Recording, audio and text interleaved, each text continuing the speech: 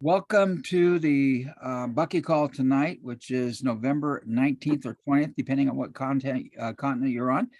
And we're going to continue our discussion of Grunch of the Giants. And Julian's here tonight. He's going to say hi and then listen to the background and then come back in and fully participate. So Julian, how are you feeling tonight and what do you expect out of tonight's call? Great. Well, first of all, great to see all of you again, to hear you, to share new ideas. So I'm feeling excited.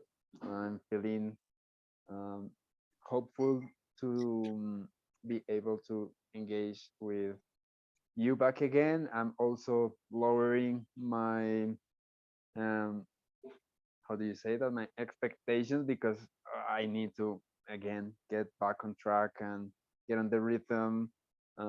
So I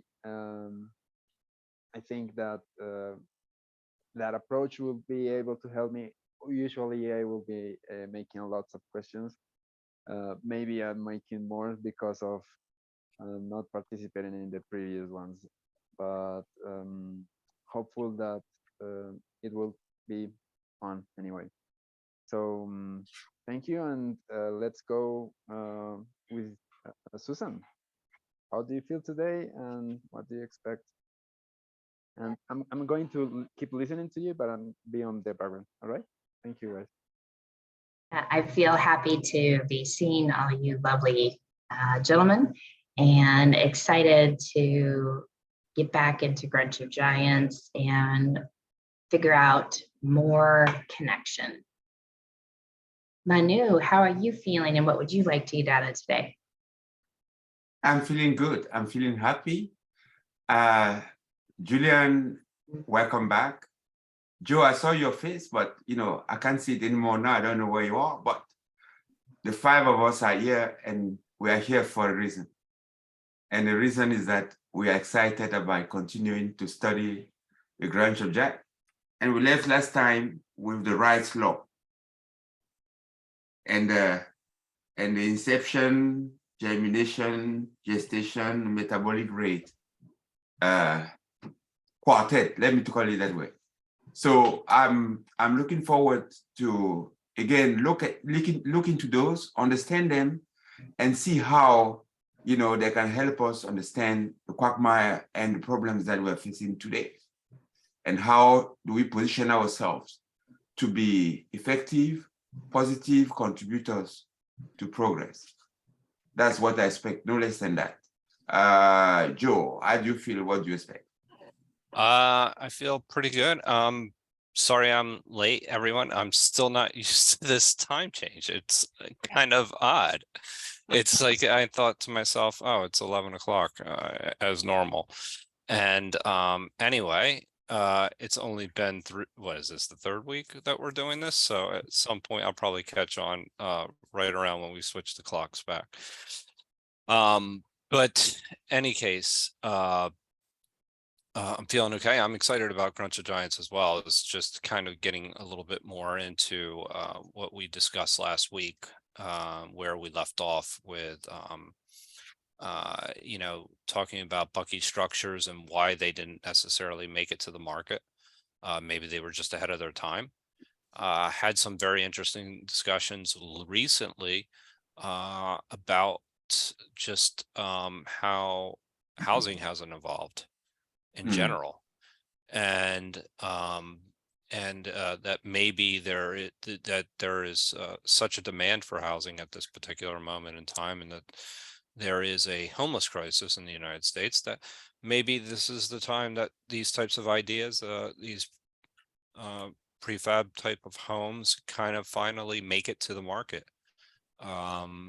So I'm very interested to see why, sometimes why Bucky's thoughts, again, didn't get it to the market. But I think there's something deeper there. The thing that's deeper is that what Bucky considered himself to be is a comprehensivist. And by considering himself to be a comprehensivist, it's seeing something that isn't there. It's kind of connecting the dots. So if he comes up with something, a new way of building homes or things along those lines. It's because he's making connections that other people aren't making. And but there's still a timing that needs to come, you know, in the sense that the time has to be right. So you can see the future, but it still requires that you that the conditions permit for your ideas to be able to be commercialized. And there's a lot of things, human and human factors and organizational factors and social structures that can actually get in the way, and they have to be considered. Anyway, I thought that that was interesting. Also liked Steve's idea of the rights law. Thank you for sharing that video. You know, my mind went to immediately to marginal revenue, marginal costs, and kind of thing, and it was kind of confused. And but anyway, it's rights laws was very important to know, and it's very important to know as far as scaling an idea. You know, that sometimes people forget sometimes when they come up with an idea that what the long-term costs they don't necessarily calculate in, and that kind of creates a boundary for the amount that they can grow. Anyway, those are just some thoughts. I've talked way too long. Steve, how are you feeling? What are you looking to take away from today? Feeling pretty good. I'm going to go ahead and just for the heck of it, because we discussed rights law last week, and so to make sure that nobody has to go looking for that or knows what we're talking about, I'm going to go ahead and put rights law in the link in the chat right now. So anybody who's here listening to this recording can look at the chat down there and get something on rights law, because I think it's really important. There's Moore's law, which predicted that that computer chips would double in capacity about every 18 months to 2 years. And they've been doing that consistently for decades. But the rights law actually adds a dimension to it that makes the Moore's law just basically a rule of thumb. And the rights law actually is a statistical, it's a legitimate statistical formula that will help you, as you said, Joe, determine as you scale, as a product is scaled out and more units are made, what can, and as the cost goes down, can you project that over time? And that's kind of interesting, because this whole, we're talking about Bucky here, he talks about gestation period. And one of the big things for me last week was he talked about, we read that he found that over time he could either make money or make sense, because, and he was kind of defending himself that people criticized himself that he didn't stay in anything long enough to make any money with it. And we're going to pick up that discussion tonight, because we're going to pick up where he's talking about his homes that he made, prefabricated homes. That could be a solution to the housing issue, as you said, Joe. And the question is, are we going to change our, is the infrastructure going to change to allow modification? Because most people do not want small homes around their home, because they think that it will devalue their properties. They want, you know, usually they'll set up, like I lived in Green Ranch area down in San Diego, North Escondido, North San Diego County. And, you know, everybody had to have 2.5 acre lots. They had to have tile roofs. They had to have such and such, because it maintained a standard of value to protect the market value of a property. Most people don't know that when an appraiser comes in to appraise a property, if someone buys a property and the appraiser will come in and has to report the last 3 years worth of appraisals on that property. So if there is a dip or anything, those dips are recorded and they affect the value of that property. And so the system basically is rigid and doesn't want innovation. And Bucky is all about innovation. And so we are really at a crisis point in our economies right now, where we need to think about doing something that Bucky would suggest. And that's why this Grunch of the Giants is so powerful to talk about tonight. So that's cool. And I expect we're going to continue. I'm getting a lot out of this conversation. discovering more and more about the topology of capital, the topology of money making, the topology of profit, and how it affects the well-being of all of the humans on the planet. I heard an interesting thing today that, and I think Bucky or Kelly, we talked about hue beings instead of human beings, because man is gendered, the hue beings concept. And this guy today was saying that human, the hue part goes back to the word humus, which means earth.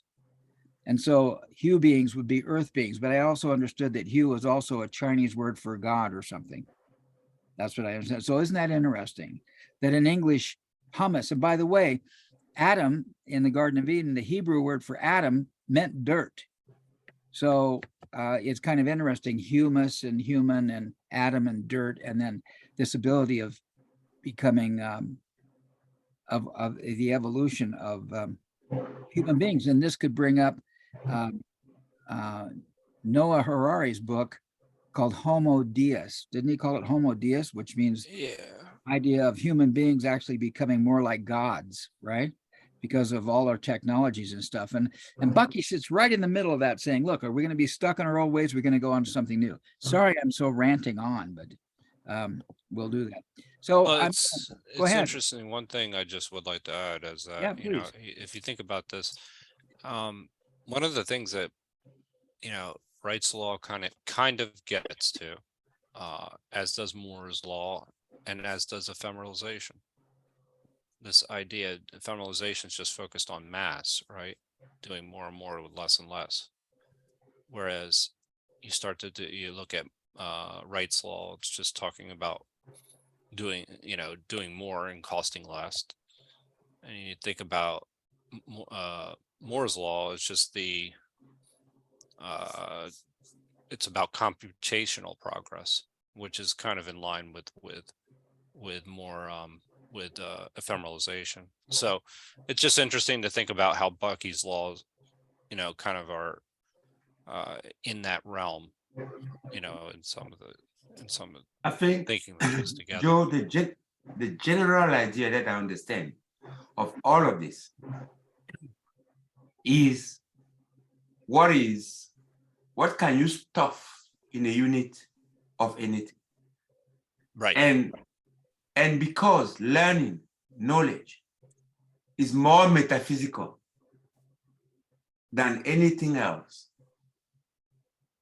with learning, you can accumulate a lot more per unit, and that is ephemeralization.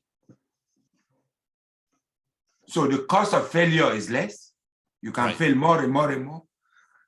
And thus, you learn more and more and more. And then you do more effectively. So you are using less energy to create more. That's what is underlining. So knowledge, as we say, can be accumulated. Like today, we have books. Let's just say books before. We used to have physical libraries, employing all of these people, having all of this book. I don't know if any of you, I'm Steve for sure, Susan for sure, I'm not even Joe, you did it. Encyclopedia Britannica. Yeah. Oh, yeah. So I remember 40 years ago, I had like my bookshelf here. No, that's a great point.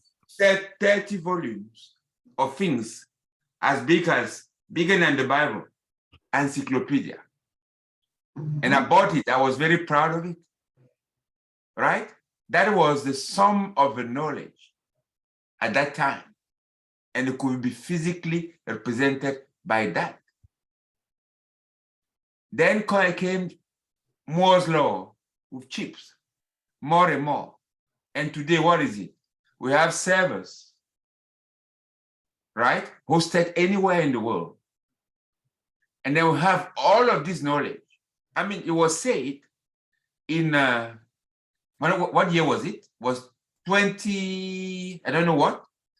In a year, there was more information accumulated than the whole of preceding known history. So So that is condensed more and more and more. In other words, today, if you want to do, let's say I want to build a modular house. I don't need to travel to go to where the inventor is. No, everything is on my fingertip, on my mobile phone, and then it's there. I just do what they did. You see, I build my modular house almost instantly.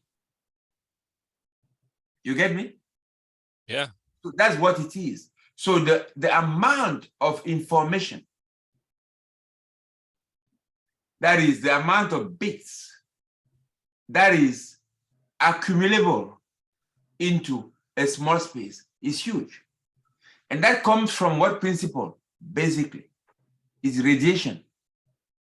Is the ability to divide and track and keep track of and store so that you can come back and call it and put it. Remember that each structure, there's no void in universe. There's no void.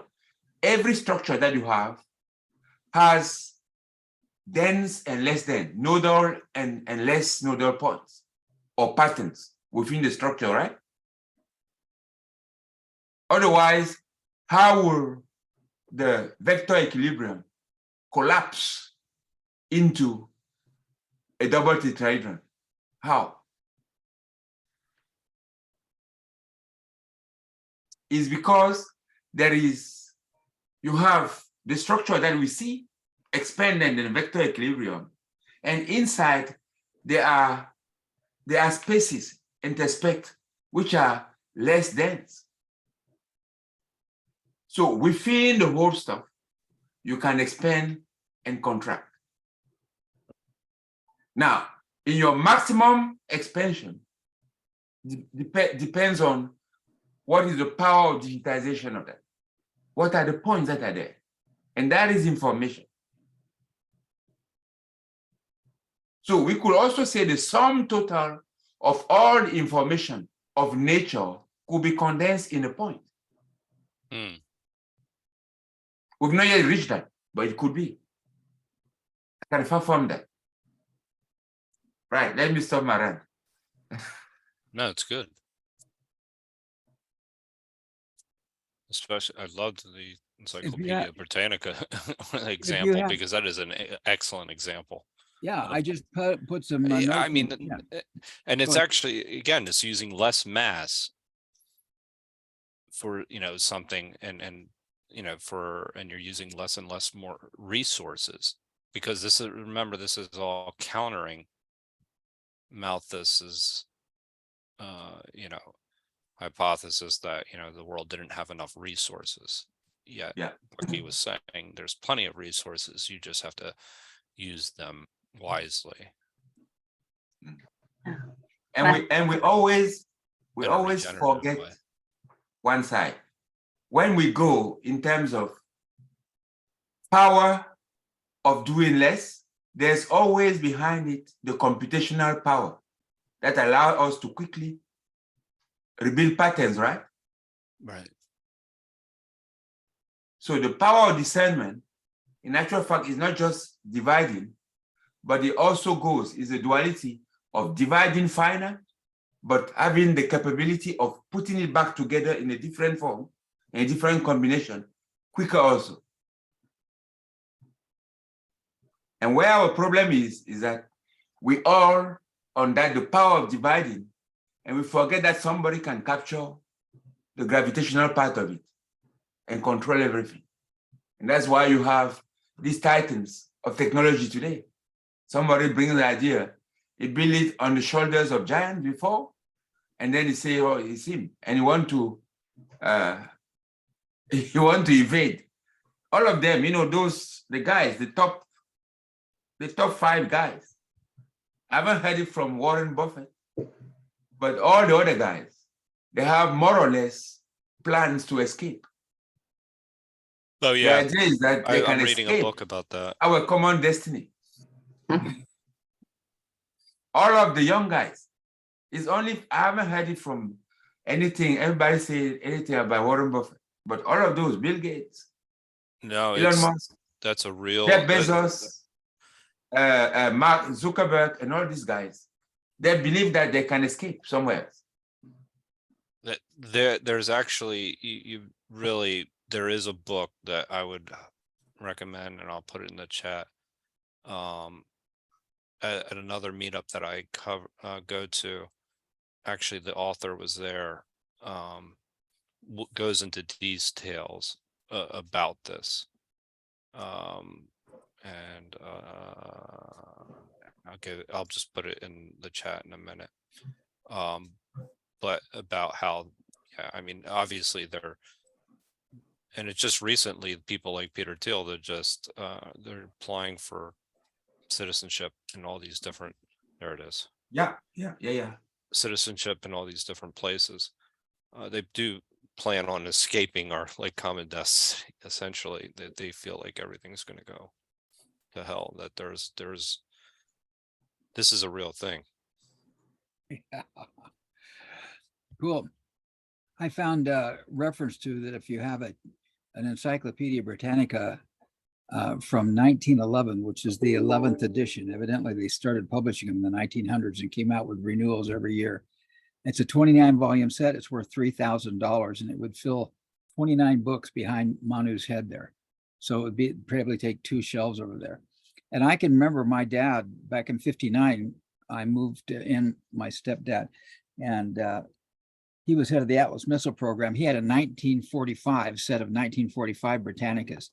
They were the major resource for me. I'd go there and open up a thing, and it showed the future of cars, and it took a 1945 Studebaker Champion and said, this is the way all cars are going to look. And it had the big pontoon sticking out of it and all sort of thing. That was the way we looked at things. And now everything is so changing and so instantaneous. Wow. Any other comments or questions before we start to read? Okay, we're going to take up this thing. And if you guys remember when we were reading last time, Beach Aircraft out of Oklahoma, they did airplanes. And Beach Aircraft had looked at Bucky's plan, and they had gone through and analyzed his drawings for houses, and they figured out that he could make a house for $1,800. The existing house at that time, we looked it up on the internet, was $4,100. He said for $1,800, you could have that same house and then put $400 for another from General Electric to put in all your appliances in the house. And that the pooling required to get these houses built for $1,800 each would cost $10 million. Beach Aircraft had just gotten a $10 million contract from the US government to build airplanes, but they could not get a $10 million loan anywhere to build Bucky's houses.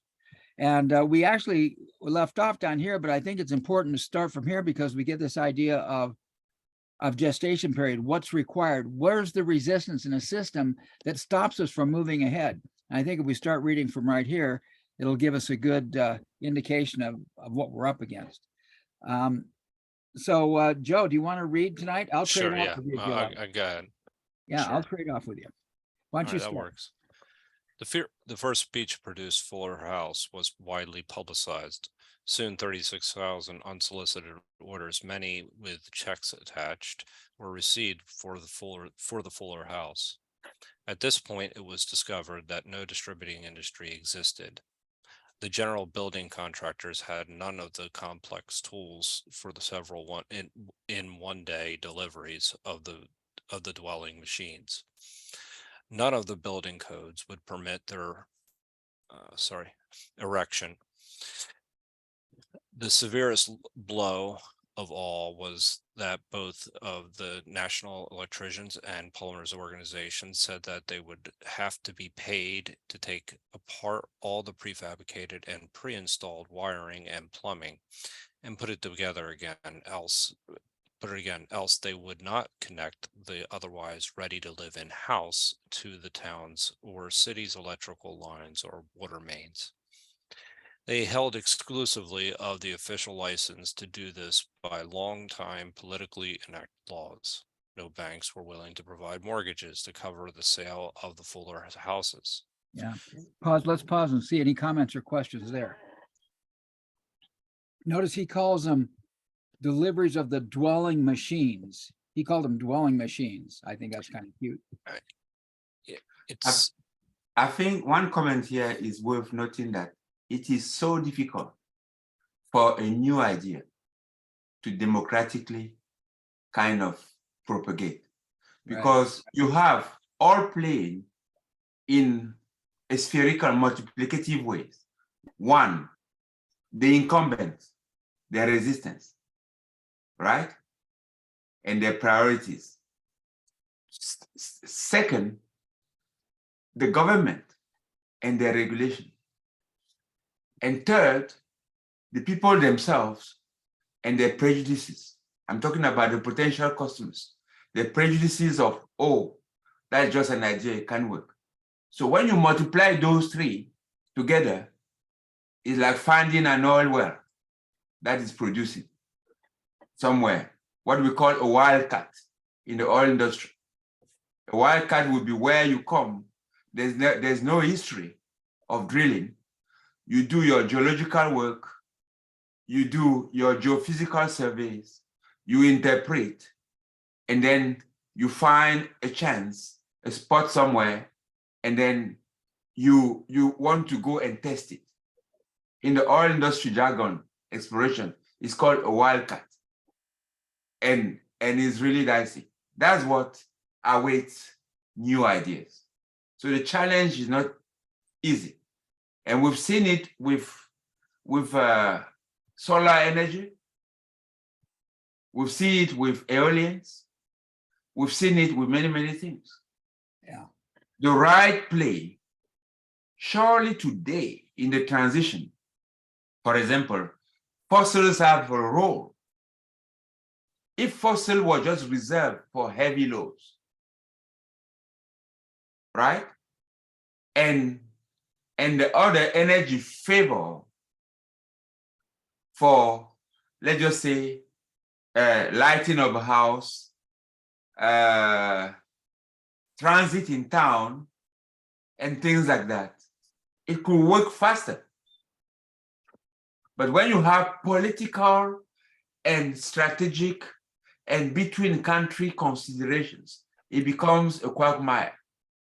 And it becomes very, very difficult. And it sets back the transition time, which might never occur in our lifetimes. Like it did. I mean, we know what happened to Tesla.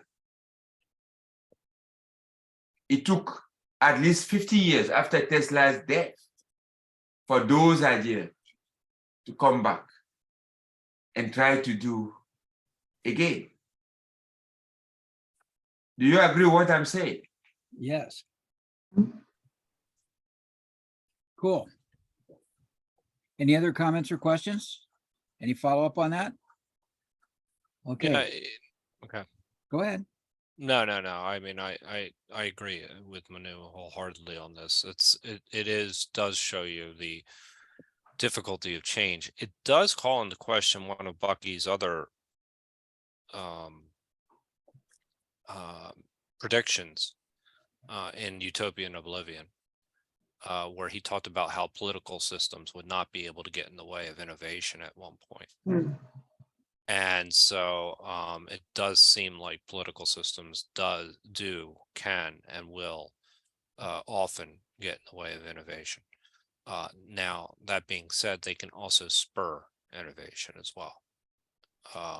So it's not to say that it's all one way. And I guess that's where you come back where Utopian and Oblivion. So, but it is worth noting. He thought that the rate of innovation or technology would create this democratizing effect that where politicians wouldn't be able to stop things and they can. Yeah, and I think that we're still haven't seen that happen. I mean, we've talked before, I mentioned before Bill Gates saying that when somebody asked Bill Gates when he was big at Microsoft, you know, what company is he afraid of? He says, I'm not afraid of any companies. I'm afraid of two guys in a garage. And I think that two guys in a garage is happening. I think Nassim Haramein is one of the guys in the garage. I think, you know, he could come up with a method of having unlimited power supply that fit in your trunk of your car in your back pocket, maybe. You know, they're just so much potential, and things happen. One of the Bucky paradigms is we have local and we have macro, and macros like national and international. But there are these little pockets of local activity where stuff is happening. So I'm hopeful. But there are gatekeepers, Steve. That's where the problem is. It is happening. Yeah, Gatekeepers. There are guys, are guards. Let's just say prison guard. The guards that are there. They are Yeah. guarding the system. yeah, And there is also a chance that even the two guys in the garage, they realize that, hey, this is something else, and that's what they have been doing. yeah, And then they create a bypass and connive with those guys right. and become part of. That's what has been happening with hedge funds Yeah, Mm. and venture capitalists. That's what has been happening. There is a bypass, money comes to them, and they become part of the system. well, that's right. In fact, there are many times when new inventions are purchased and then stuffed in the closet because they're competing. Even though the new invention is a better idea, it competes with an existing product. And in order to maintain the supremacy of the existing product, companies will buy the other products and then stuff them in a thing. This happened with rock and roll bands. There are a ton of very good rock and roll bands that got bought by record companies and then just stuffed in the closet because they were promoting another band that probably wasn't as good, but they'd already invested quite a bit of capital in them and want to get their capital back on that investment. Who So bought Lotus, Steve? what? Who bought Lotus 1, 2, 3? Yeah, who did? Who bought I don't Lotus? know. I'm just asking a question.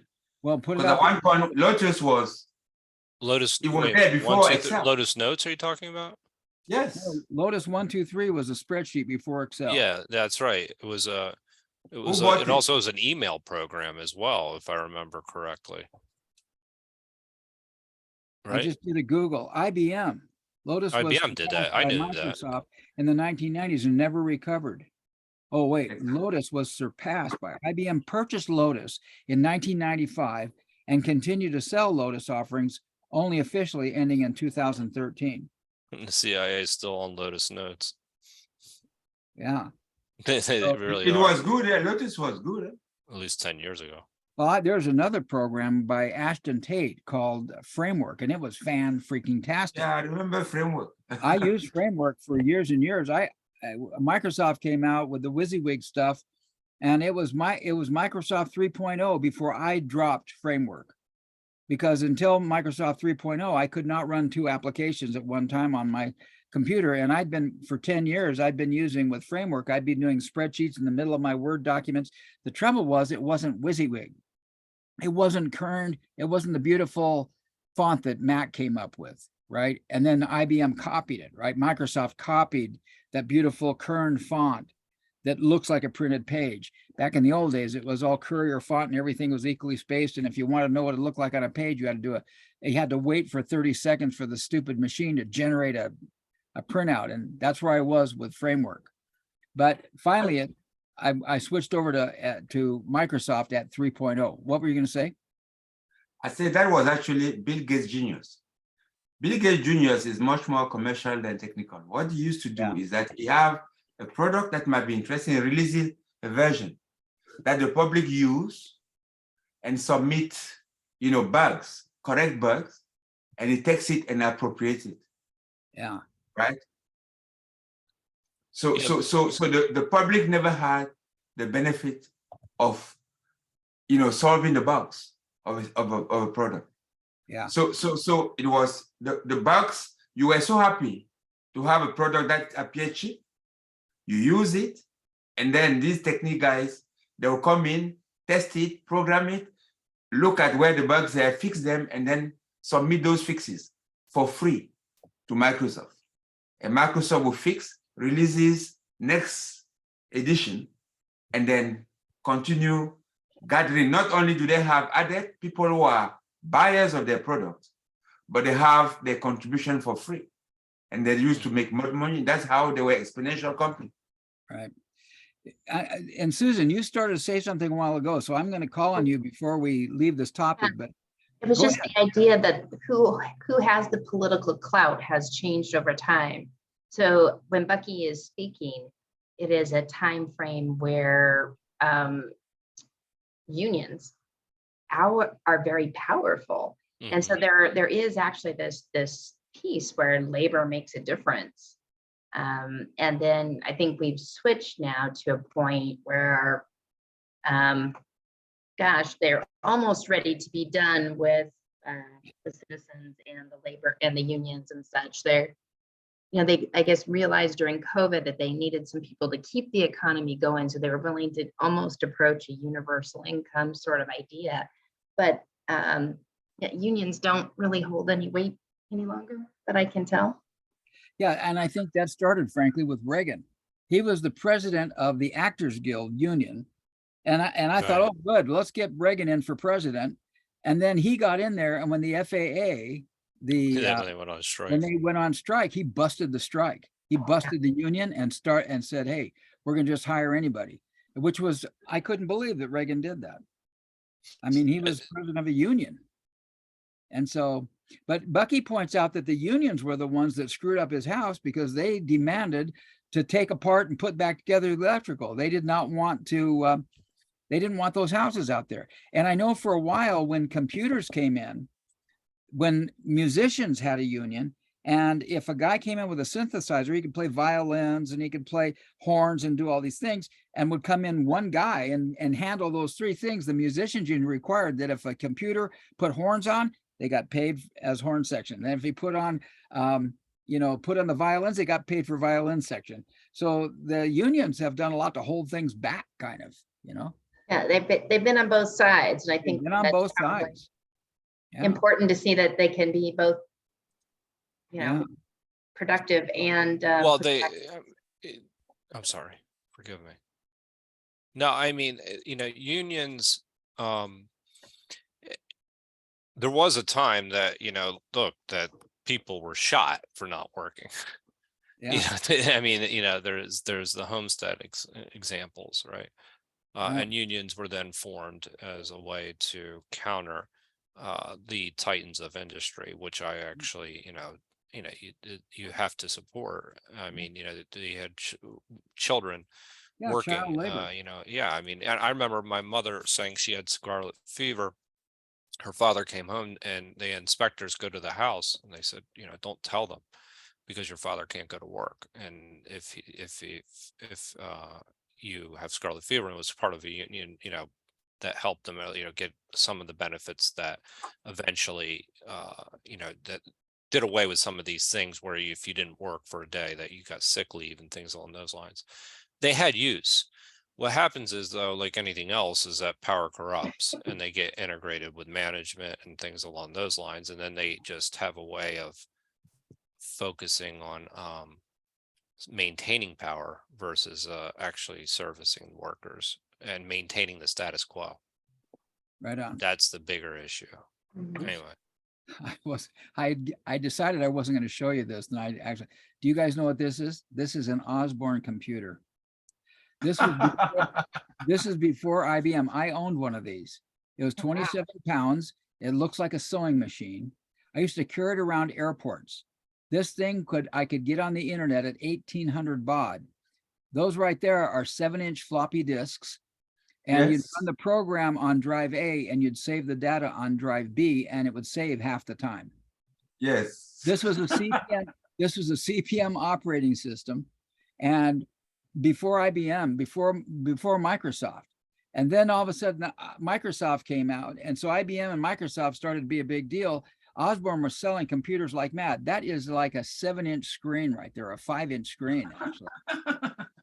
And you'd actually store your disk drives in those little slots. Mhm. You'd run Yes. the disk drives up here. These were heat ventilators right here. And then this thing would fold up and it'd look like a sewing machine. I'd walk through the airport with this thing. I used to do real estate seminars where I'd plug this in and at 800 baud, I actually founded a company called Companion Financial Network. We were the first foreclosure network, online foreclosure network using DARPA. oh, really? Wow. Yes, yes. So, I wasn't going to show you that. I thought we'd gone too far, and then dadgummit, I left it there. And once it was there, I had to talk about it. Wow. I'll read the next paragraph. Fortune magazine made the mistake of assuming that the industry missed. In other words, the industry that industry missed had at least come of age, but evolution's inauguration of the living industry had to wait until capitalism had graduated from its 4 centuries held assumption that physical land property constituted capitalism itself, to the startling realization that the strictly metaphysical, technological know-how had become the most profitable property as the key to exploitation of the invisible industries of chemistry, metallurgy, electromagnetics, and atomics. Any comments or questions on that? Wow. It's so current. Yeah. Julian's coming back in. He's coming in on another deal. Recognizing all its strategies, capitalism has now unloaded its real estate property under the people by refusing to rent and forcing people to buy their condo or co-op homes. Evolution had to wait upon the government guaranteed 40-year mortgage financing of housing's cost to exceed humans' financial capability to acquire. Back then, there were 40-year loans, I guess. They were 30-year loans. I think maybe Bucky may have been exaggerating a little bit to prove his point. Evolution had to wait until the U.S. mass production of automobiles exclusively as a money-making business had been made obsolete by the technical felicity of manufacturing by other countries' producers, thus leaving U.S. productivity to reorient itself to the necessity of rehousing all humanity in mass-produced aerospace level of technology livingery. I think he's still kind of being Optimistic. yeah, optimistic. Exactly. That was the word I was looking for. Comments or questions? Okay, Joe, you want to read the next one? Sure. Evolution was clearly intent on postponing the inception of the livingery service industry until humanity had graduated from its pre-20th century condition as a planet of remote nations to an integrated global society, all of which waited upon completion of a world-around network of highways, airlines, and telephones, and automobiles and jumbo jet airplanes. All these evolutionary events requisite to the livingery industry have now taken place or are about to take place in the very near future. And the political systems, if the political systems do not eliminate humanity with their weapons, the half-century gestating world-around livingery service industry will soon be born. Now, he wrote this in 85, right? Right. What was the status of the internet? I think it was just beginning in 85. No, he wrote in 83, 82. He died in 81. 83. He died in 83. Ah, so this would be written in 82. I wonder when that Osborne computer came out. It had to be just about then, 1981. It was first released in April of 81. So computers and internet had just started when Bucky wrote this. Very interesting. So hey, it did showing that Osborne picture actually tied in, didn't it? Okay, good. I'll read the next one if that's okay. Sure. When the leader of a chain of hand-holding skaters suddenly turns into a tight circle, he sweeps the entire chain into a circle descending pattern, with each successive skater circling at a greater radius from him. Since the greater radius, the 3.14159 times greater the circumferential distance to be traveled, the accumulated momentum of the chain imparts even greater acceleration to the hintermost of the original chain, which centrifugal force in turn breaks the hand gripping and causes the hintermost individual skaters to successfully break away at great speed. This fast spin-off they must cope with as best they may. So he's kind of predicting here that he does this thing. And isn't 3.1415, isn't that pi? Yeah, that's pi. He's doing the geometry of he's giving the geometry and dynamics of the thought there. Yeah. And talking about circular momentum that we talk about. Right. So he's saying you put He's saying basically that, the farther you are, to the center, Yeah, the most change. yeah. And as it spins out and gets bigger, the outside is going faster and faster until they can't hang on. They got to break away because it's moving too fast. So Yeah. that was his metaphor of how people are going to break out of the system, I think. Is that what that is? Comments, questions? Okay. You want to read it again? See? If you want, if it'll be helpful to you, I'm not sure. When the leader of a chain of hand-holding skaters suddenly turns in a tight circle, he sweeps the entire chain into a circle-describing pattern, with each succeeding skater circling at a greater radius from him.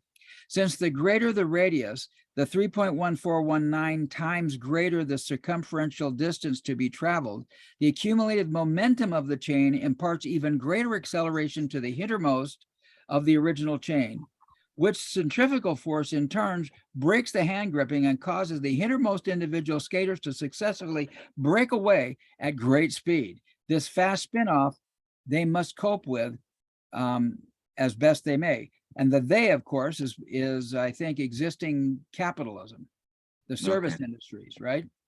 And that's what they're The saying. hintermost, you understand who it is? Is the It is the outside people. peripheral. Yes, the Yeah. outer layer. Yeah, Out layer. Malcolm Gladwell. that's right.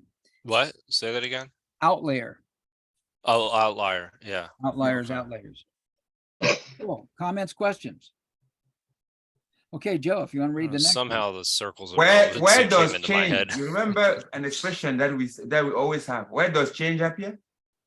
at the boundary or at the Where is the yeah. boundary? Well, that's at the circles. I was thinking about that circles of relevancy in a way. It's right. In a No, way. but where is the boundary from the description here? One boundary is being able to hold the hand. The hintermost. That's a boundary. The hintermost is also the boundary. Okay, All right. You get me? The hintermost is a boundary. so Susan, do you have another thought on that, or does that do it?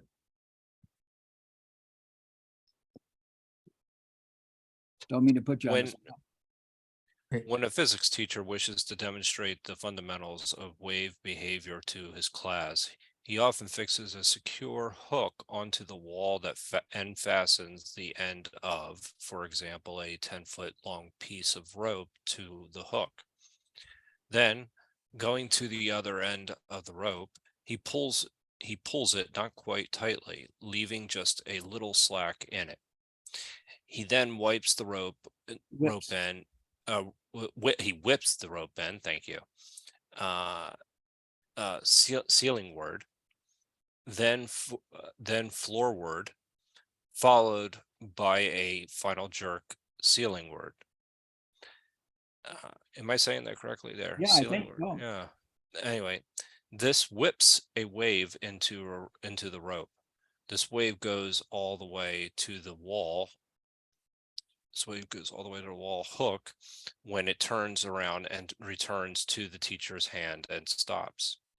This demonstrates that a wave always closes back to its starting point to complete a cycle.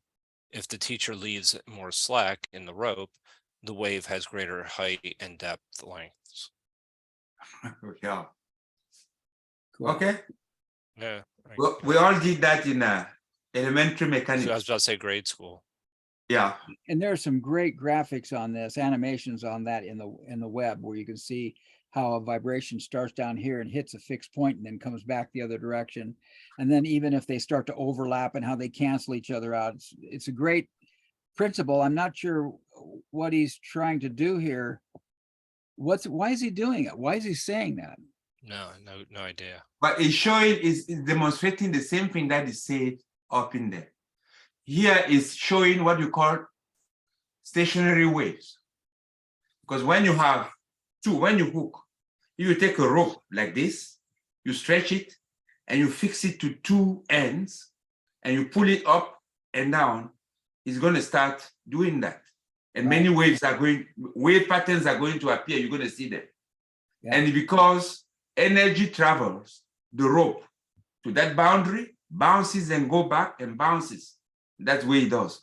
And you have ups and downs. What he's saying is that if you give more slacks to that, the amplitude is bigger. That's all he said. The amplitude of vibration is bigger. Do you understand to me? If you give the rope more slack and you pull it up and down, it's going that the amplitude is going to be bigger, isn't it? I think so. Yes. Cool beans. Okay. Let's continue reading. All right. In the The first, main thing I would like to say a short comment good. is that the two previous paragraphs are like physics, right? Like Right. explaining some conceptual from physics. And previously we were talking about, you were talking about the momentum and about how things are evolving, like that is going to have a certain, like, this is an analogy, but Yeah. he's not pointing out, he cannot explain a way in which there's a proof that those two things are going to behave the same way, but Yeah. he is just putting those two things one after the other, and you guys make the guess.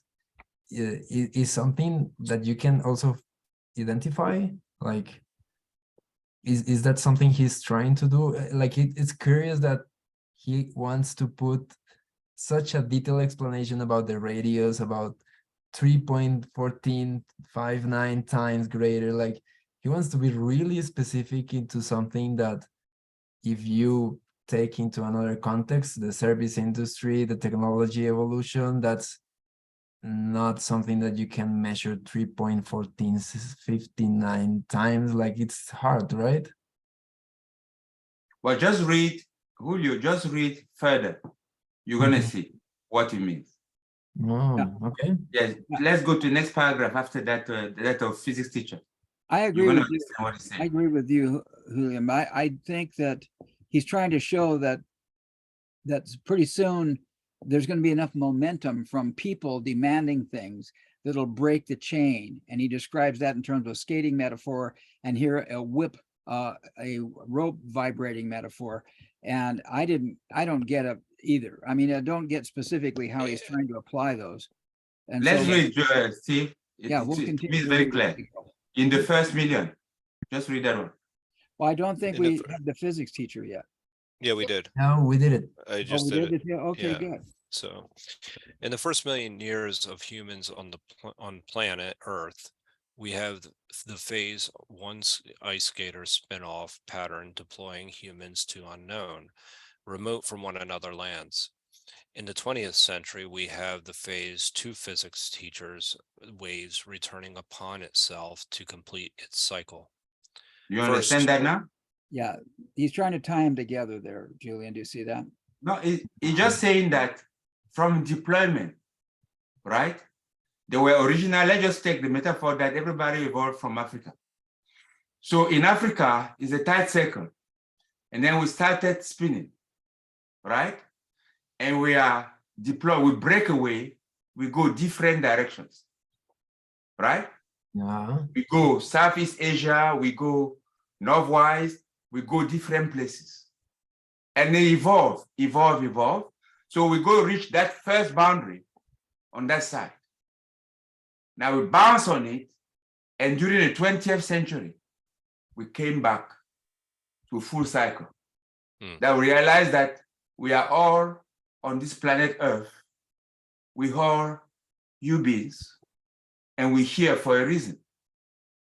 That is not a knowledge that was common in the 19th century. It wasn't. Since slavery existed, since colonization existed, since all of these things that distinguish on the basis of a skin, color, and things like that, beings. So at the end of the 20th century, we've come full cycle. And remember what happened? The genome, human genome, was cataloged. right? Mm. And those are proof. Now that is now the realization at the human scale of that we've gone full circle. We know each other now. We know our cousins. We know we are the same family. To me, this is very, very profound. And you were saying this at the end of, towards the end of the 20th century. Okay. And you see that the metaphor of a rope and the wave traveling from one end to the other, bouncing back and coming to realize a full cycle. Hmm. Is that clear? That is, to me, very, very profound. If you're talking about application of Bucky, this is one that is, to me, is so clear and so momentous. What did it take for human to realize that they have a common destiny? It took a long time, Ms. Susan, right? I think they're still working on it. If you we Right. just take the Still history working time on that it. we know from Egypt to yesterday, how long is it? Yeah. 4,000 years. But I agree with Susan. We're still working on it. I mean, there's a big movement today to get people to wake up and see what's going on. With all the conspiracy theories and everything that's going on, there's a big movement today to get people to wake up. I get emails from a group called Humanities Team, and they're, this is where Nassim Haramein and Greg Braden and Bruce Lipton are hanging out these days on the web. And there's this big movement to step into personal accountability and get responsible for one's own destiny and stop being a cog in the wheel, break out of that skating chain and let go of the damn rope and start being who I am. You know, Steve, if you look at it, if you ever go to Uganda and you visit Lake Albert at night. Now, Lake Albert, you have the Great Lakes of Africa, right? Yeah. Okay. And then Lake Albert is where you have a Nile River that has the source of Nile River is in a, can you say it? Steve, you are very good at that. Just I'm going to please. do it, Lake Albert. In fact, we did something on this, or I did something on this a while ago, because there are guys who are trying to find the source of the River Nile, the Nile River. And I've been to the source of the Nile River. So, yeah. if you just have a map of what it is, but what I was going to say is that when you stand at night, on either side, probably on Ugandan side of Lake Albert, all you see is lanterns. It's like stars, hundreds and hundreds of miles away. It's like stars. Yeah. So is this Lake Albert over here? No. That is Egypt. That's Ba El Ghazal, that one. Now go down. Go down. Come down. Come down. Come down. Go down south. Go south. I did. South in Africa, yes. Go south. You see there. Wait, stop. You see Kenya? Yeah, right there is Lake Albert. Yes, that is Lake Victoria. Oh, Victoria, which. Yes, that's Lake Victoria. That's the greatest lake in Africa. Yeah. Now, the Nile River actually is born, and then you see to the northeast of it, to the northeast of that, where you have Uganda. Yeah. Mhm. That is Lake Albert. Just there. The U is on Lake Albert, yes. Yeah. So from Lake Victoria, the Nile take the source somewhere north Lake Victoria, come south, and then get into Lake Victoria and out again, flows through Ginger in there. Yeah. If you could have one that shows the Nile River. Wow. Show the river, just plug river, Nile, and then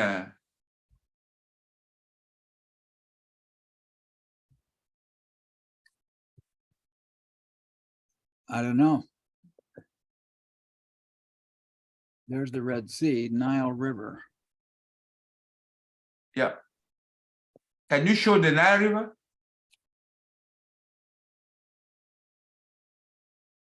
Is that the Nile River? Yeah. Yeah, that's the Nile River. Come down south.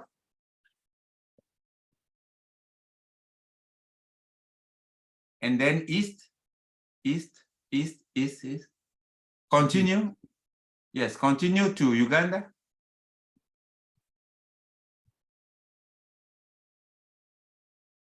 The map starts to lose. Continue its down scale. south, yes. South There- Sudan, continue. There's Yeah, Uganda. there. Yeah. So you see Rwanda, right? Yeah, You see Rwanda, you see DRC. DRC is to the west of Rwanda, and see Uganda. yeah, So the Nile actually, there's the what you call the Rwenzori Mountains at the border of DRC, Uganda, and Rwanda. They call the Rwenzori Mountain. RW Rwenzori is R Rwenzori Mountains. okay, So the Rwenzori Mountain then, so that's where the Nile, the source of the Nile is at the Rwenzori Mountains. So you're trying to show that, Steve, huh? Right? like, I can't, I get out of scale because here's Uganda and here's the Nile River up here, and No. The Nile River flows from all the way from there.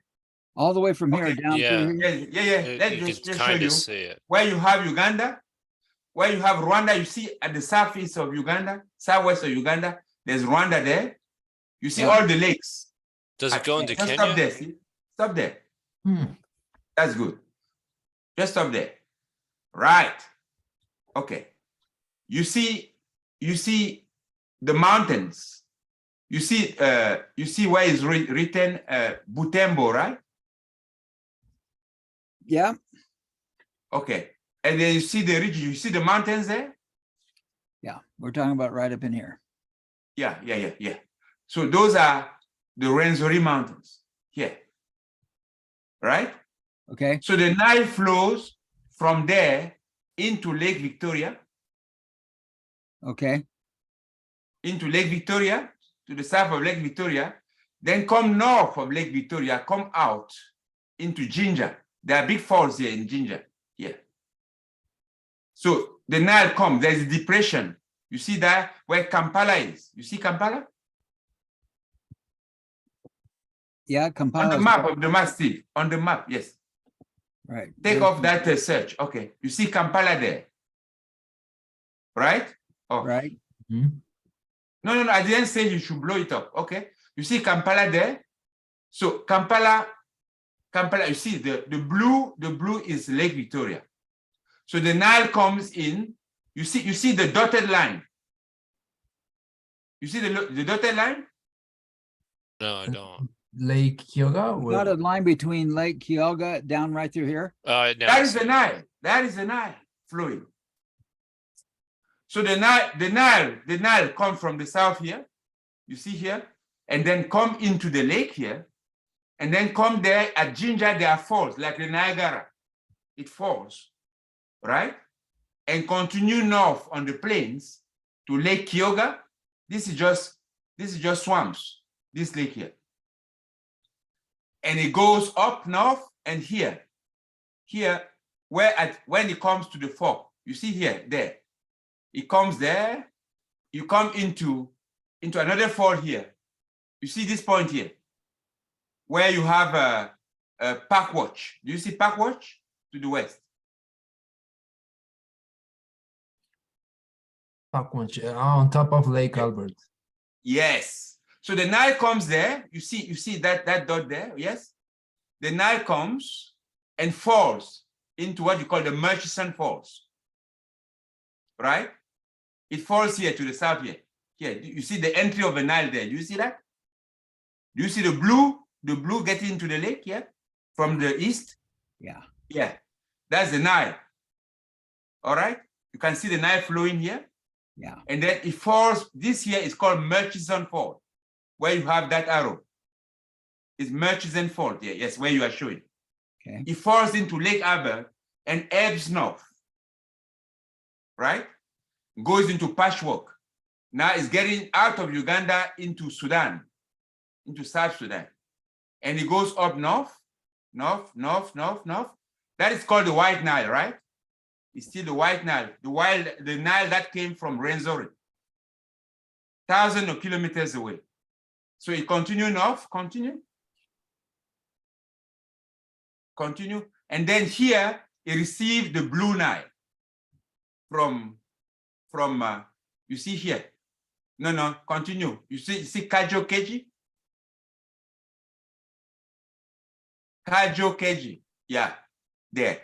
It received from, you see here, to the west, to the east of that, you see the highlands there, to the east, where you have Ayere. No, go east, Steve. You see Moli, you see Ayere, right? Yes. And further east to that, you see the highlands. That is Ethiopia. Yes, those highlands there. So the Blue Nile now flows from those highlands into the White Nile. Continue north. Continue. And then you're going to see the Blue Nile comes in there and join the Nile at the level of, this is still a White Nile. Continue north, continue. And then you have at one point, okay, stop there. The Blue Nile, just continue. You see the White Nile is continuing. And then the Blue Nile, the White Nile, continue north. There, this is now getting north into Sudan, what you call Sudan today. You know, the Republic of Sudan, not South Sudan. And then you have the Blue Nile. You see the Blue Nile coming there? Stop there. Stop. Khartoum. Stop. You see the Blue Nile that came from Ethiopia here, come into Ali Daj and meet the White Nile at the level of Khartoum. You see that? Yes. Mhm. And then it flows north into Egypt. Continue north. And then there it comes, that is the border. It goes up north. It goes into Egypt. And then where you have the famous dam of Egypt, what do you call it? The big dam is at the border of Egypt. And then it goes up north, continue. And then that's the Nile River is going to the Mediterranean. It's almost buried there. Continue. I've And it lost. continues. Yeah. Just go now west. Yes, there it is. Continue. You see Aswan. Aswan is the you see Aswan. Aswan is one of the largest dams in Africa, one of the largest in the world. Go north, Steve. Oh yeah, Aswan right there. Yeah, this is one of this provides electricity to Egypt. Right? So you see that at the border there in the south here at Wadi Haifa is Sudan, and it continues there. That is the lifeline of Egypt. All of the civilization, Luxor, Asyut. You heard about those. You see about Aswan in Egypt. You heard about Kina. You heard about Luxor. You heard about Asyut. You continue. Mina, Beneath, and then Cairo. And then further west there, the whole Delta Nile here, the green, with Alexandria and Port Said to the east. And then you have the Suez Canal there. That is a huge story of humans. How did humans go from Africa all over the places? They follow plains and they follow rivers, valleys, plains, rivers. In actual fact, one of my hobbies is to take a map and you look at the relief and then you see the mountains and the valleys and the rivers.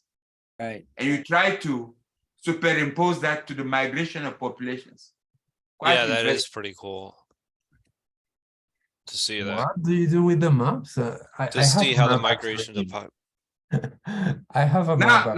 Now you can see how people got into the Fertile Crescent from Africa. Uh-huh. Have you heard about what they call the Fertile Crescent? Yes. Yes. Steve, say what it is for us to all to understand what the Fertile Crescent is. Steve, just- Go ahead, Julian, go ahead. I sent to you a picture of the rivers here because I think it's easier to see the blue lines here in this map of what just Manu was explaining us, and I can see here the all of the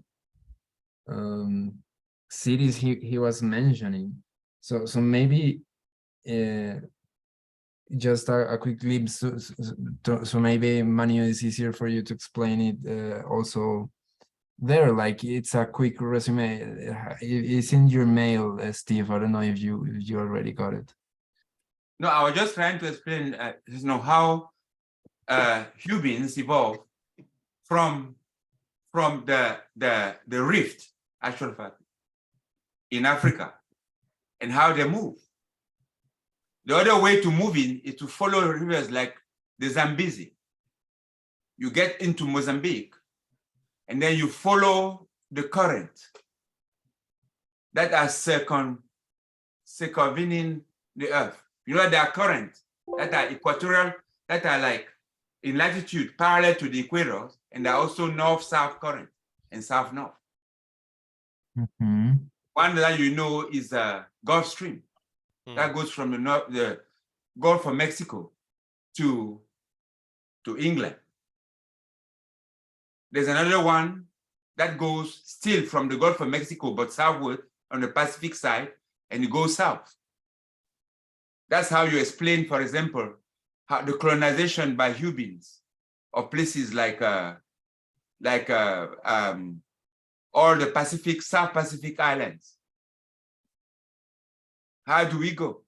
You see artifacts in Africa of trade between Africa and China, dating back thousands of years. How did Chinese get into Africa? And how did Africans get to China? So what you're saying is that if you overlay the rivers that we see in these maps. Yeah, just look at it. That map is good. Just see the rivers. You see what I was telling you here. You see the Nile River? Continue, follow the Nile River south. You see the Congo? Yeah. Yeah. So the Congo River and the Nile River, they originate from the same place. Go south a little bit, see? Who's on that? So on one side of Rwenzori, on the east side of Rwenzori is the Nile, and on the west side is the Congo. And the Congo flows all the way to the Gulf of Guinea, westward. I saw it now. Was it Julian who had it? Yeah. Which one do you want? No, you just show the map of Africa, that map of Africa, and see. Yeah, just that. You see the Congo, Congo River. That's big river. It's the second only to the Amazon in the world. In terms of water. It's only the second to Amazon. And actually the opposite of Amazon in Africa, because South America split from Africa. From the Gondwana. From the separation of Gondwana. So the Amazon River flows which way? Northeast. You remember? Okay. The Amazon River flows from southeast to northeast. Yeah, the Congo, yes, the Congo flows from there. What were you showing? Okay, there is the Congo River. You're showing it there. You see there? It goes, all of that, yes. It goes, come. You see where Rwanda is? Kisangani, you see Kisangani? And you see there, yes. The Rwenzori Mountains are there. There, just a little bit. You see Lake Edward. You see Lake Edward? Edward. You Oh, see where there's- Rwanda is There's written? Lake Albert right there. Here's Yes, and Victoria. then you have Lake Albert, Lake Edward, Lake George. Yes, all of it, and Lake Kivu. All of those, they are aligned in the rift. See that? Well, I can see Lake Lake Albert? Albert and I see Lake Victoria. I'm not Yes, so I, Lake Victoria is to the west. I don't see. But the Nile start where Lake Albert is. Right. Yes, to the south of it, there, where you have, that is the Rwenzori, that there. So the Nile goes there and goes into Lake Victoria. You see? Yeah.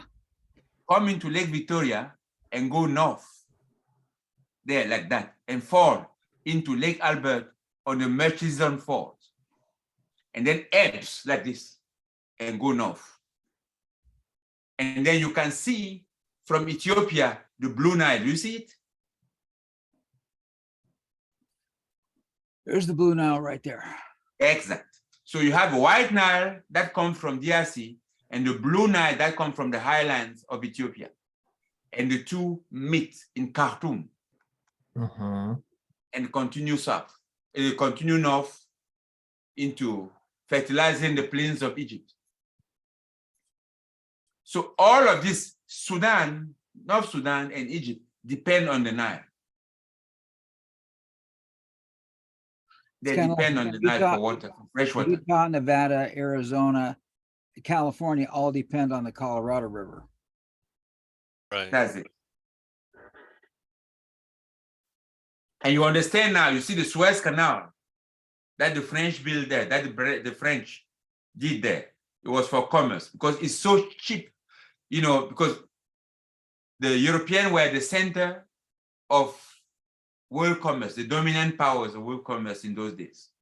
And it was always very expensive to go around the Cape. Right. And it was difficult to get through Genghis Khan in the Eurasia plains. So the easiest was that land at Suez, where you see Suez, to make a canal between there and the Mediterranean. And then you get into. Now, the Fertile Crescent, if you go north a little bit on this map, you see the Fertile Crescent is in there. You see the Caspian Sea. The Euphrates and the Tigris River. Yes, and that it goes north. In actual fact, it goes to Ukraine of today.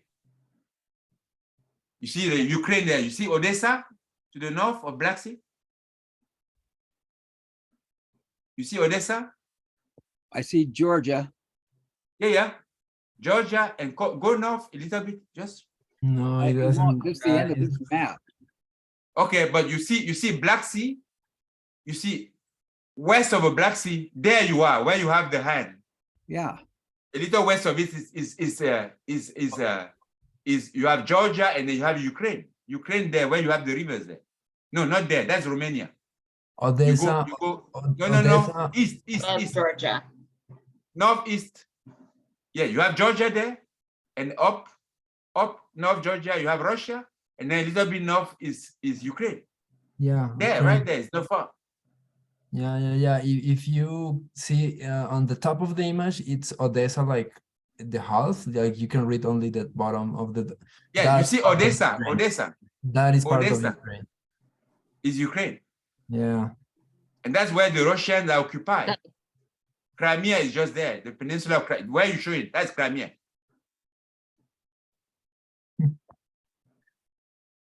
And I have just sent a photo of South America, where you can see the Amazon River.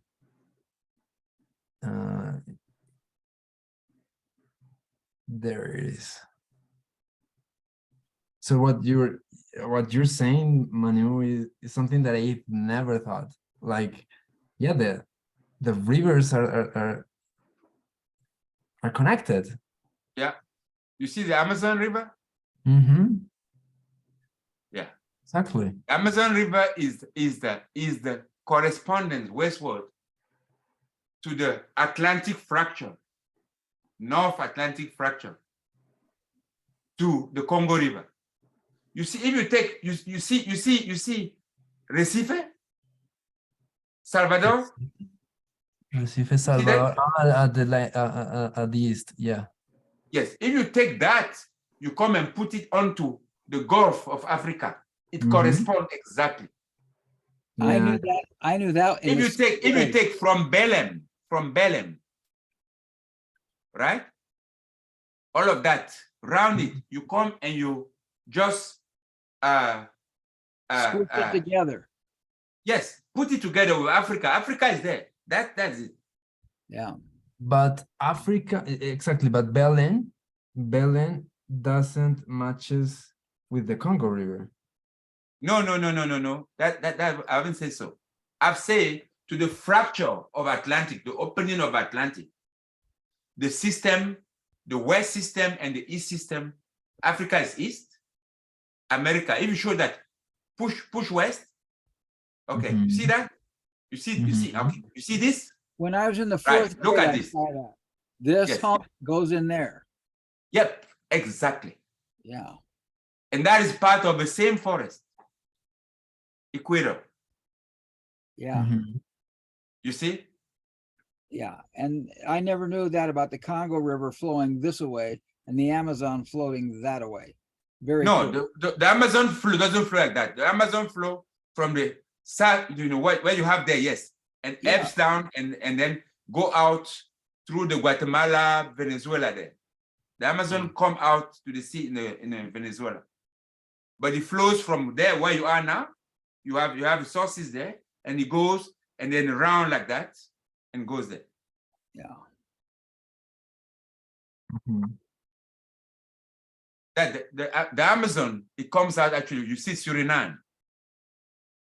Suriname, Yeah, up yes, top. Suriname, At the and then north. Venezuela and Colombia. Yeah, there it is. No, there. Up You top. see, if you show, yeah, you see, Manaus is on the Amazon. So the Amazon goes there and became where you have, yes, Caracas, you know, all of that. And where are You see you, Caracas? Julian? I'm in Bogota, Colombia. Okay, The cool. middle of Colombia. But you see where you have Venezuela, Guyana, and all of this. All of those are within the influence of the Amazon River flowing into Atlantic. Yeah, you can see the Amazon basin there. You see that? Mhm. You see the way it flows, and it comes near Caracas. And I see Colombia. Julian's house too.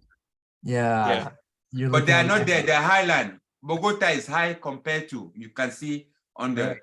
you see, it's high. You bet. So the Versen is to the northeast. You see that? So you have many of the rivers that flows from Colombia into the Amazon basin. But Venezuela is right into it, where you have written Venezuela. You can see it there. It Yeah. comes there. And then you see it there. You know, Venezuela is a big delta, big delta. Mm. Cool. Let's go. Cool. But I was just trying to say, you can use many tools, as Bucky is doing, to explain the patterns of how humans color this planet of ours, how we are distributed. Anything else you want to share, Julian? Thanks for sending those maps. No, happy to see these new discoveries. And actually, I was more into geography a few weeks ago. Like I was interested in Europe and some stuff like that. But discovering these rivers, how rivers have shaped these is really interesting. I have heard before about how South America matches Africa, but never thought of how the rivers also have this story to tell. Yeah. But look at it, Julian, this way. So you have then what we call civilization that starts in Africa, that moves into and then the first phase in Egypt, Mm-hmm. antiquity, there are big discoveries. Then it moves into the Fertile Crescent with the Phoenicians, with Euphrates, River Euphrates and Tigris. all this. Yes. And all over there, because it's crescent, there's a big population and there's density of population. So there's a big explosion of enrichment. And at the same time, there was a current from Africa with China, the southeast of China, right? And the two now collide. There's exchange in the Euro-Asian plains, because you can travel with a horse by land from China to Iran today, to Turkey today, to southern Russia today. All of those is part of the circles of knowledge that are forming. And then from that east, it permeates, again, come back to North Africa and then Europe, right? And then from Europe, south, back to China, to India, and then west. At the same time, there was the other current that went through the Bering Sea. So around the North Pole, there are the Amerindians that come south and colonize down south to the Pacific Islands. It's just a journey. And then it accelerated in the 20th century that we realized that all of these things existed because we didn't know that they existed before. So we call full phase. That's what Bucky called the full cycle. We realized that, hey, natural fact, historian, anthropologists, all of these people work in different fields, specialties, they come to realize that all of this was part of the same design. That's the reality. But because we've been shaped with our history, it's so difficult to change. Right. Gravity is locally twice stronger than radiation. Wow. You get that? In order for you to change in gravity, you have to take Susan's scalpel and cut yourself completely and pull out the layers and ritually burn them and bury them. That's a gruesome metaphor. There's got to be an alternative. Yeah, there's got to be a better one too.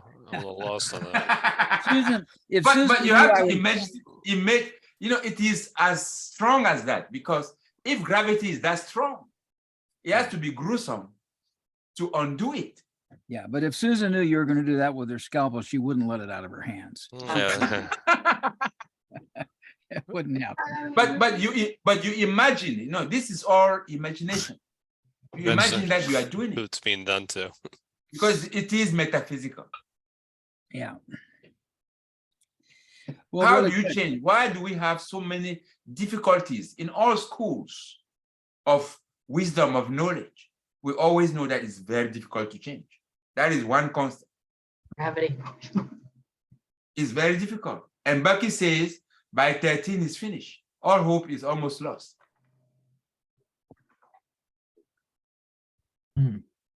Wow. Okay. Let's continue. Yeah, well, we can finish this last paragraph, I think, and then we got to break it up for tonight. I'm grateful for Julian. Thanks for your geography. Manu, thanks for your geography. Here we go. Yeah, thank you. Yeah. It's funny how you've been looking at geography and how what you were looking at ties into what we were talking Yeah, about yeah. tonight. It's amazing how life happens like that. It boggles my mind. True. As a scientist, I'm greatly interested in all that goes on in political economic scene and in the impact of one unforeseen technological evolutionary event after another upon that scene. I see one minuscule computer chip completely altering the whole world scene. Mm. as the half century of utterly unpredicted technological discoveries has occurred, accompanied by an ever greater familiarity with all the world by humanity, I have become increasingly confident that my 54 years ago judgments are sound. Hmm. That's a good place to leave it. And of course, that's why we're reading this book, isn't it? Because we feel like that he had some good insight back then, and maybe what he was talking about is about to happen. Let's just see if that's possible. So, Julian, I'm so glad you got your stuff done and you stuck with it and joined back in and shared the maps. How are you feeling and what's your takeaway tonight? Well, definitely, it was worth a lot to get off all of the other stuff to focus here and join here to talk with you, because the learnings today have been really insightful. I think that when I was listening to you about how technology was taking into the world, and it was making me feel like I want to be there, because I am all about technology right now. You know, like when you were talking about the computer and I was listening, I want to imagine that computer. I want to see it, and it is actually, as Bucky was saying at the end, like that computer chip was unforeseen. Like many people was not expecting all of that out of something so little. And now that Manu was able to lay out how the evolution has showed us as humans following the current, as humans that keep that keep flowing in that direction. The example that you mentioned about the rope, and it keeps vibrating, when you were explaining to me, like, people going from here to there, like from Africa to China, like I was imagining going back and forth and doing all of that motion. And now that we can have like this perspective of how are we behaving, how are we evolving, like how are energy humans, like the earth is a little ball, you know, like, and it has a lot of energy flowing, and we are just starting to understand how is all of that going on. So I'm pretty happy to mix all of this into a good cocktail of knowledge that we all of us drank tonight, and it was really helpful, all of the explanations of you guys. I'm really grateful for that. So I'll throw it to you, Manu. How do you feel today? What do you want and what do you take away? I don't want to leave this place now. That's the way I feel. I don't know. I'm really happy, and I feel is, you know, is shared. One of the things that I get today is the notion that, you know, is from what you say, is we talk about computer chip. The computer chip is, I will liken it to a catalyst. To what? A To what? catalyst. Okay. Catalyst.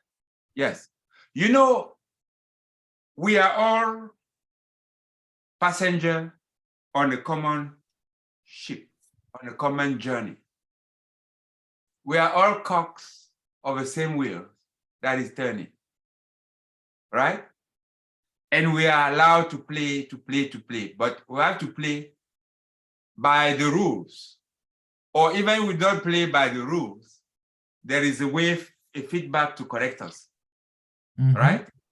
And what happened is, as we are, what we call consciousness is our ability to realize that things that are there.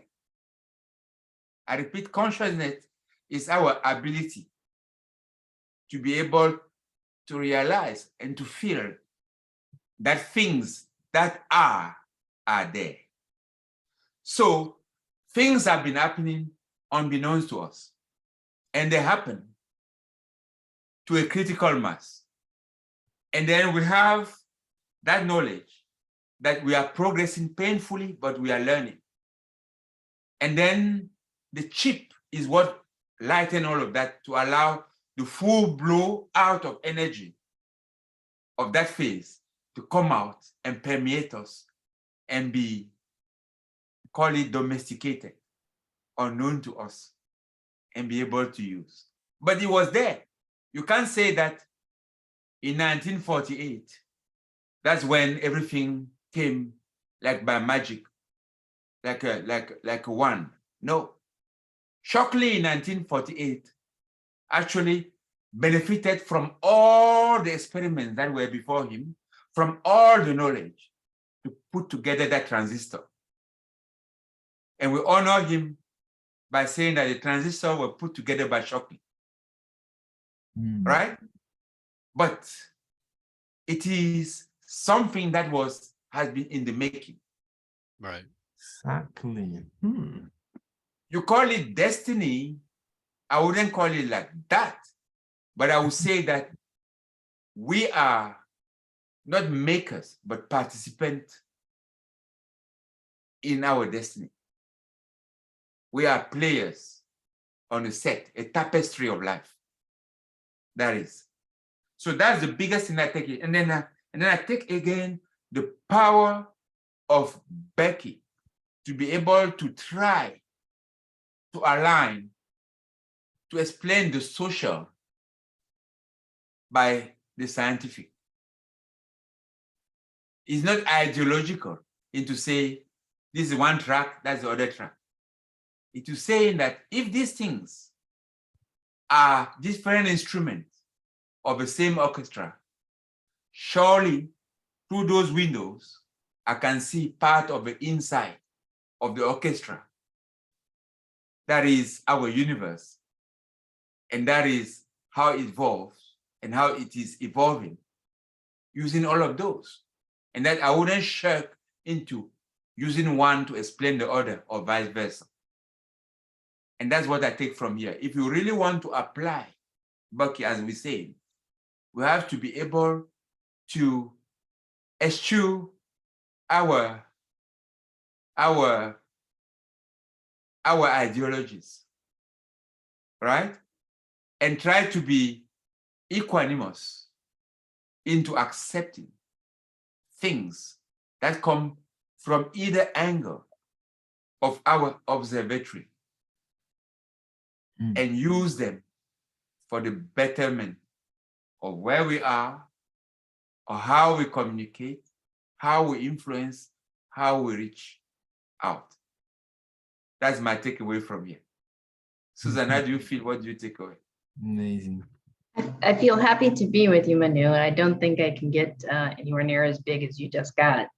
I would say, as we're going through this, I know Bucky talks about space and movement, and there's so many things that are tidal and pulsatile, and then he's talking about the skaters, and so we're getting that rotational motion, and then the culmination of all of it is procession. And when I get too granular, when I get too much zoned in on trying to see each pattern separate, I lose my ability to surf on top of the resultant wave. But I do feel that there is one, and I feel sad for the folks that are making plans, escape plans, bunker plans. I am very clear that if it goes towards oblivion instead of utopia, I've had a good life, I'm good, take my shit, I'm down, see you later. But I would hate to be in that mindset of a coming oblivion. It wouldn't be any much fun to be here. And so I think that looking into the future and trying to get that energy always flows the line of least resistance, and just start to get on the wave of that energy and see how we can be participants into a future that includes more living, something more akin to utopia. Senior Joe, how are you feeling and what are you taking away? I don't know. I mean, after these three takeaways, it's kind of like there's really nothing left to really add. I mean, that's quite a bit. No, I mean, that was an incredible geography lesson, and just I mean, that changed my perspective on the world, literally. So not that I just walking through it and talking through how all these rivers flows and how populations move and how we've evolved essentially to get to where we are. And also just in going through and reading this book now, it's giving me a new perspective on just evolution in general. Evolution in the area of technology and evolution in the area of humanity as well. So I think that I'm excited about what's to come in the book. I must admit, I have not read this yet in full or ahead or anything like that. But what we've read thus far, it really, you can kind of see a lot of Bucky's theories that we've read in the past be implemented and actually show as to why, he was able to predict things so accurately in certain cases. So I'm looking forward to that. I'm looking forward to continuing this journey. But I mean, this was just one hell of a geography lesson right now that I'm trying to digest, to be quite honest. And that was a lot of fun. So thank you, Manu. And I also like, I'll tell you what, it's a pretty cool habit to have, or hobby to have, I should say, is to look out how populations, migrated over time and look at maps. That's pretty cool. That's my takeaway. Steve, how are you feeling? What is your takeaway for today? Well, I'm feeling really good, Julian. It's you coming here. Love the new insight, love your willingness to share, and what you brought tonight was really important. I wish I had, I've blown my mind at each of the takeaways tonight. I wish I could be as poetic Right. as what I've heard tonight. I mean, and really what comes up for me is, I remember seeing about 5 years ago or something, somebody using Venn diagrams that were run over time. And they were measuring population growth and poverty and economic growth and things like that over time. And so there was this x-axis was time, and it had these circles of wealth and how many, what the average lifespan was, and how many babies died at birth. And they showed that as time went on, and in areas where economic prosperity was present, lifespans went up, number of deaths at birth went down, and it just showed this evolution of people over time. And I kind of got a vision of that as I was looking at all these rivers. And I almost wanted to jump in and talk about the history of rivers in America, in the North American continent, because the Mississippi River, the Ohio River, I mean, the America grew on the river routes. That's how we grew, Right. That, the Lewis and Clark expedition went up into the Snake River and went up out west. And wow, and I kept seeing these people migrating, and I'm looking at human destiny, and I'm seeing Buckminster Fuller's vision of what's possible. He was so concerned about not leaving anyone behind. And I'm looking at all this, and there's a part of me is just so overwhelmed. And it's like, okay, All right, now I got to put on my pants in the morning. I'm going to go to bed now, and in tomorrow morning I put on my pants, and I have to make a decision about if I'm going to brush my teeth or not. Am I going to tell the truth, right? Am I going to compromise what I know to be true for some economic success or economic satisfaction? I mean, all this great history of human beings on this planet, and the potential comes down to individual choice that I'm going to make. And am I going to be there? Let me see. Wasn't that Michael McDonald's song? Yamo be there. Yamo be there. Anyway, am I going to be there?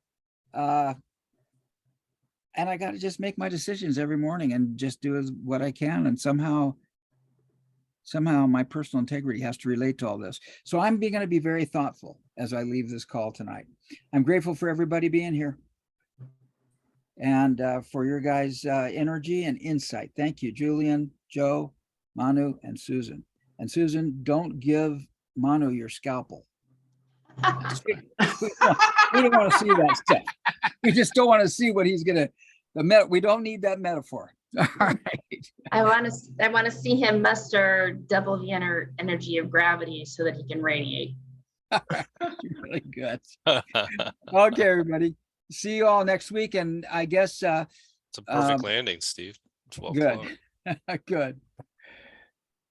I'll send out the emails earlier this week than rather than the night before. We'll see what happens. And I'll see Okay. if I can put the right time on them too, Julian. So thanks for showing up at the right time in spite of my email. Oh, well, yeah. What do we say at this week? This coming weekend, there is a call, right? Yeah. There It's is. part of Thanksgiving. Next 2 weeks. Yeah, Yeah. Oh. it's a Thanksgiving weekend, right? In the US. We decided It's- that our last call would be December 10th. Is there Yeah, a break? But in I'm there, just though? saying that this We decided we would meet through Thanksgiving. this coming week Okay. is a Thanksgiving week in the US. It is. And we're going to meet, right? I'm on You're gonna- ER call, but it's not a busy hospital, so I'll create. Good. Okay. Okay. Are So you see on y'all call next- during Thanksgiving? yeah. See y'all next week. Okay, guys. Cool. If you can make it. Bye-bye. Be Bye. here. We'll be Bye here. bye.